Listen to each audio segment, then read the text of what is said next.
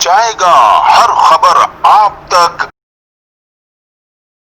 जमात इस्लामी के फलाही इदारे अल-खिदमत फाउंडेशन की जानिब से बिरपुखास के हाकरों में अमीर जमात इस्लामी हाजी नूर इलाही मुगल अल-खिदमत फाउंडेशन के सदर नादिर खान दिगर ने बिरपुखास के हाकरों को अखबार फरोशों में सख्त सर्दी के सबब रजाइयाँ तकसीम की। इस मौके पर हाजी नूर इलाही मुगल व दीगर का कहना था कि हाकर भी इस माशरे का हमारे तबके का एक अहम हिस्सा है जो हर मौसम में अपनी काम को सर अंजाम दे रहे होते हैं।